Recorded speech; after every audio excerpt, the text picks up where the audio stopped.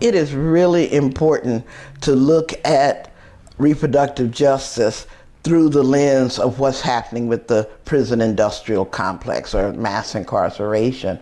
Reproductive justice, first of all, I probably should define. It is a framework created by African American women in 1994 that basically claims that every human being has a right to decide if they're going to have a child, not have a child, and parent the children they have in safe and healthy environments.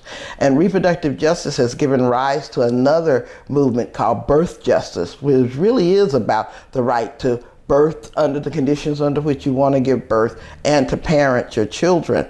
And when you think of the situation of people who are incarcerated, in particular women who are incarcerated, we find that they do not have their human rights to reproductive justice supported or upheld. Many of them are denied access to birth control or abortion. They're not even allowed healthy food so that if they do become pregnant or enter the prisons pregnant, that they can have a healthy outcome to the pregnancy. And then there is the tendency, which should be defined as a human rights violation, to shackle women while they're giving birth, as if you're going to be in the middle of your labor pains and that's when you're going to suddenly decide to make a prison break. And it is the most dehumanizing torture that is being imposed upon women in the middle of labor. And it's not only torture, but it's unsafe for both the woman and the baby to be born. And so some states have outlawed the practice of shackling, but then some states ignore the law and still impose it on women who are incarcerated.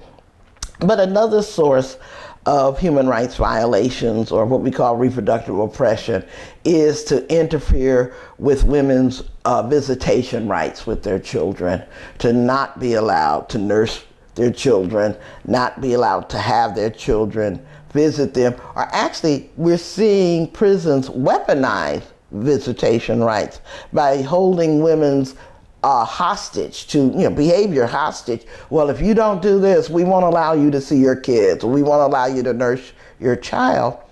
And that, of course, is injurious to the children, to the babies, to the mothers.